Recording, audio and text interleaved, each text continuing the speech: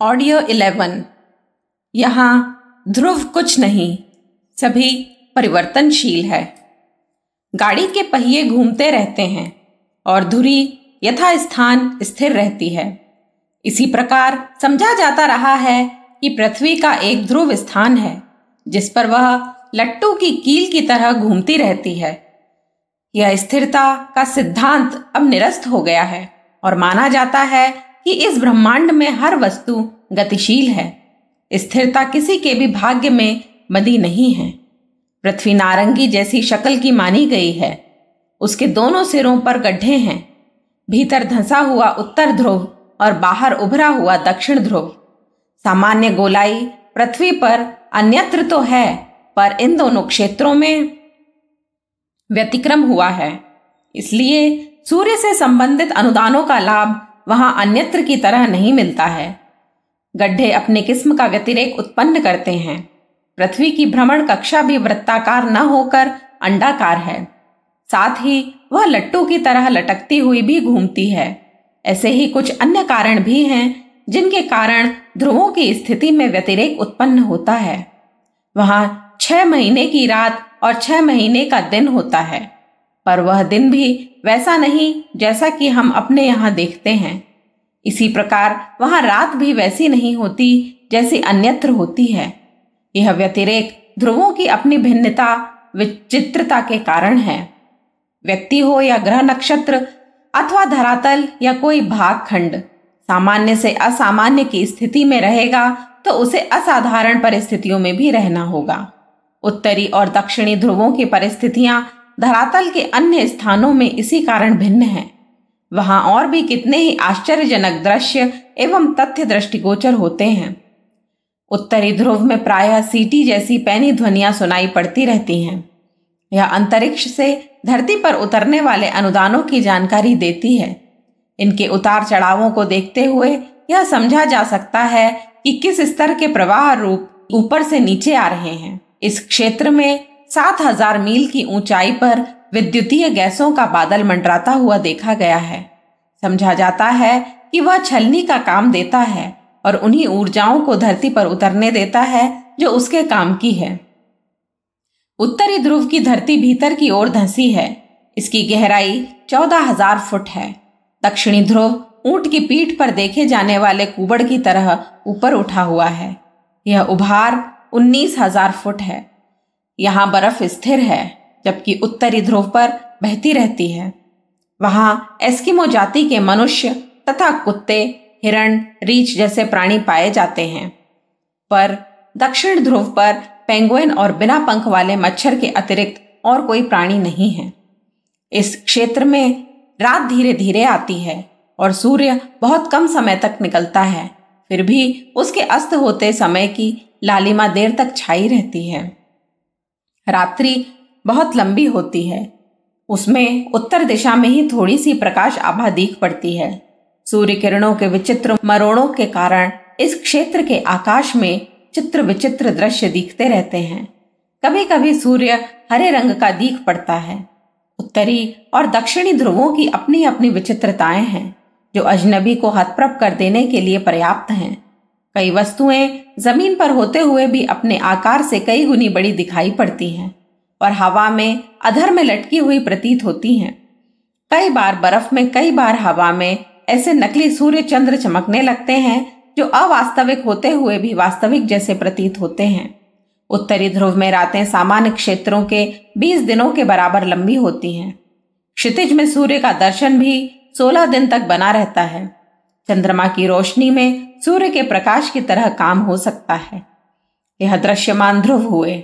इसके अतिरिक्त 2 अदृश्य ध्रुव भी हैं जिन्हें विद्युत चुंबकीय ध्रुव कहते हैं।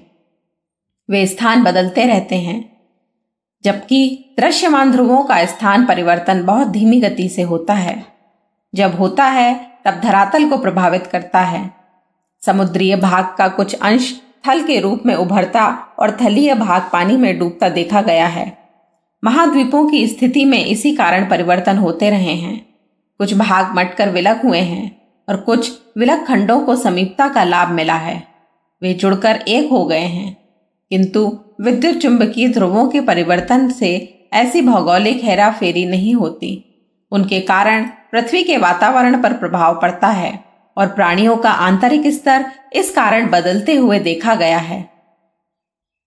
नक्शे में दिखाए गए उत्तरी दक्षिणी ध्रुव भौगोलिक हैं।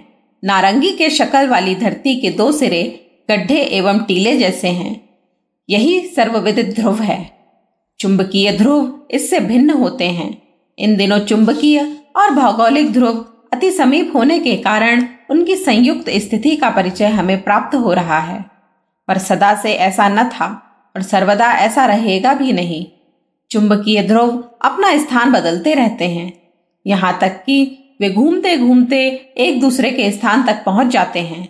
पृथ्वी के आरंभिक दिनों वाली उत्तरी ध्रुव दक्षिण छोर पर आया है और दक्षिण वाले ने उत्तर वाले के स्थान पर अधिकार कर लिया है। अनुमान है कि अब से 2000 वर्ष बाद सन 4000 में फिर यह ध्रुव परिवर्तन की एक परिधि पूरी कर लेगा। इस अवधि में 1 या 2 शताब्दियों का समय ऐसा भी गुजरेगा जिसमें पृथ्वी का सामान्य गुरुत्वाकर्षण शक्ति में बेतरह घट बढ़ होने के कारण भयानक उथल पुथल होगी। चुंबकीय परिवर्तनों के अप्रत्याशित परिवर्तन होते हैं। उस कारण न केवल शीत ग्रीष्म की स्थिति में भयानक परिवर्तन हो सकते हैं, वरन प्राणियों की नस्लें भी बदल सकती हैं। भूतकाल में कितने ही हिमयुग आए हैं और सर्दी की अधिकता तथा बर्फ की भरमार से प्राणियों की जान बचना कठिन हो गया है। जिनकी सूझबूझ काम दे गई या जिन्हें आत्मरक्षा के साधन मिल गए, मात्र वे ही जीवित रह सके। इसी प्रकार ग्रीष्म युग में ध्रुवों की बर्फ पिघलने से समुद्र की सतह पर ऊपर उठी है और कितने ही महाद्वीपों को उद्रस्त करने के साथ साथ ही नए द्वीप नीचे से ऊपर उछलने का उपक्रम बना है। इस प्रकार धरातल और समुद्र के स्थानों में आश्चर्यजनक परिवर्तन होते रहे हैं। यह सब पृथ्वी की चुंबकीय क्षमता में व्यतिरेक उत्पन्न होने के कारण होता रहा है। इसका मूलभूत कारण ध्रुवों का स्थान बदलते रहना ही है। कहा जाता है कि कभी भूमंडल के सभी महाद्वीप एक दूसरे से जुड़े थे। ग्रहों की हलचलों और आकुंचन प्रसार की प्रक्रियाओं से वे एक दूसरे से दूर हटते गए।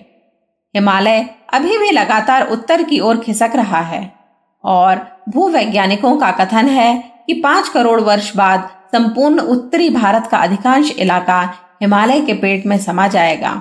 इसी तरह सन 1966 में मॉस्को में संपन्न द्वितीय अंतर्राष्ट्रीय वैज्ञानिक सम्मेलन में प्रोफेसर डॉक्टर ब्रूस सी जेन और डॉक्टर नील यू डाइक ने घोषणा की थी कि आज से लगभग 2032 वर्ष बाद पृथ्वी के चुंबकीय बल क्षेत्र अपना स्थान बदल लेंगे। साथ ही पृथ्वी की चुंबकीय शक्ति घटेगी। पिछली शताब्दियों के खगोलवेत्ता जेम्स बेंडले और मॉलिनो ने यह आशंका व्यक्त की थी कि ध्रुव अपना स्थान बदलते हैं। उसका कारण पृथ्वी की एक गति थिरकन भी हो सकती है। ऐसा क्यों होता है? इसके कारणों की खोज करते हुए कई तथ्य सामने आए हैं। अक्ष की विस्थापना, ध्रुव प्रदेशों में बर्फ का पिघलना, समुद्रों की विशाल जलराशि का भटकाव, भूगर्भ के तप्त लावे का उद्वेलन और पुनर्वितरण जैसे कारण स्थिरकन के सोचे गए हैं। वास्तविकता तो यह है कि पृथ्वी अपनी धुरी पर सर्वथा स्थिर नहीं है। उसके अक्ष और सिरे अपना स्थान बदलते रहते हैं। 14 महीने की अवधि में यह विचलन प्रायः 72 फुट तक होता पाया गया है। यूं 4.25 करोड़ फुट व्यास वाली पृथ्वी के कलेवर को देखते हुए 72 फुट नगण्य है, तो भी उससे उसकी गति और स्थिति का पता तो चलता ही है। इंग्लैंड के खगोलवेत्ता जेम्स ब्रेडले ने कभी इस थिरकन की संभावना व्यक्त की थी। अब विधिवत यह यंत्रों द्वारा नापी जाने लगी है। ध्रुव जिन्हें स्थिर मानकर ही उनका नामकरण किया गया था, अब पता चला है कि उनका भी तन मन डोलता है और वे भी इधर उधर भटकते हैं, एक जगह छोड़ते और दूसरी जगह पकड़ते रहते हैं। ध्रुवों का असाधारण परिवर्तन अब से 90 करोड़ वर्ष पूर्व हुआ था। उस समय की समुद्री तलछट निकालकर नील उपडाइक जैसे मूर्धन्य शोधकर्ताओं ने जाना है कि इस चुंबकीय व्यतिरेक के कारण समुद्र क्षेत्र में रेडियोलारिया नामक एक जीव कोश अचानक ही उपज पड़ा। साथ ही पूर्ववर्ती कितने ही जीवन घटकों का लोप हो गया, कितनों में ही अनुवांशिक परिवर्तन हुए और पुरानी शक्ल सूरतों में भारी उलटपुलट हो गई। ऐसा इसलिए हुआ कि धरती की चुंबकीयता देखकर आकाश से कॉस्मिक किरणें उतर पड़ी और उनके प्रभाव से प्राणियों की नस्लें तथा पदार्थों की विशेषताओं में असाधारण व्यतिरेक उत्पन्न हुआ।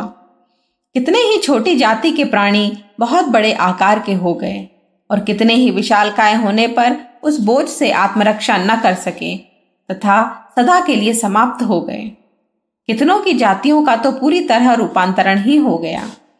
ध्रुवों की स्थिति का पर्यवेक्षण करने पर कई तथ्य सामने आते हैं। उनमें से एक यह है कि यहाँ कोई वस्तु स्थिर नहीं, दूसरा यह कि मानवीय पुरुषार्थ का अत्यधिक महत्व होते हुए भी वह सर्वशक्तिमान नहीं है।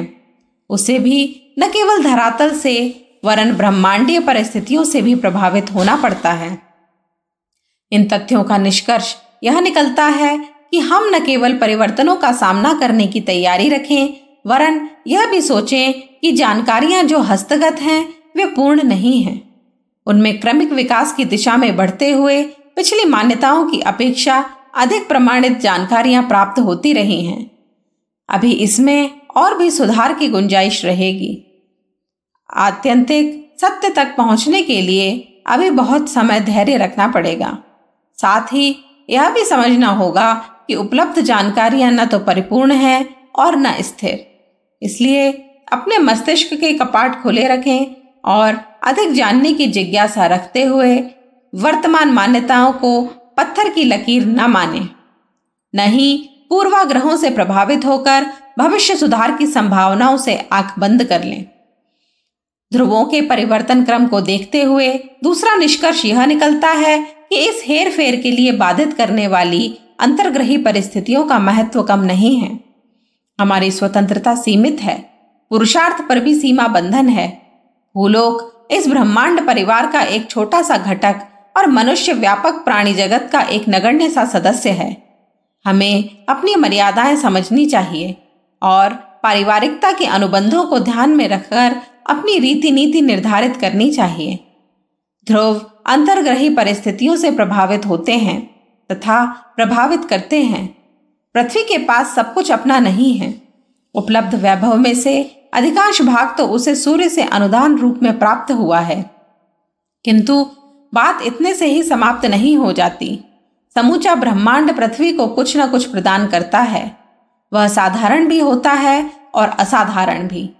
यह पृथ्वी की ध्रुवों की सूझबूझ और क्षमता पर निर्भर है कि वे उसमें से कितना आवश्यक उपयोगी समझते हैं और कितना ग्रहण कर सकने की पात्रता से संपन्न है। उत्तरी ध्रुव अंतर्ग्रही क्षेत्र के सिर का काम करता है। अन्न, जल, वायु जैसे आहार वही ग्रहण करता और पेट में धकेलता है। आंख, कान, नाक आदि ब्रह्म ज्ञान को मस्तिष्क घर तक पहुंचाने का काम भी सिर का ही है। दोनों ही ध्रुव बेतुके बेडौल होते हुए भी ग्रहण विसर्जन का काम करते हैं। दक्षिण ध्रुव को गुदा मार्ग कहना चाहिए। पचने के उपरांत जो अनावश्यक मलबा कचरा शेष रह जाता है वह इसी मार्ग से आंतरिक खाई खंदक में धकेल दिया जाता है। इस प्रकार हम अंतर्ग्रही परिस्थिति से सतत प्रभावित होते भी हैं और करते भी हैं। ध्रुव क्षेत्र की स्थिति इस ब्रह्मांड की भौतिक स्थिति के संबंध में महत्वपूर्ण जानकारी देने और आदान प्रदान में समर्थ रहने की है। वह स्थिरता के पूर्वाग्रह अपनाने वालों को निरुत्साहित करती और कहती है, इस परिवर्तनशील विश्व में हम हठवादी न बने, जिज्ञासु की तरह अधिक और सही जानने की उत्सुकता बनाए रखें।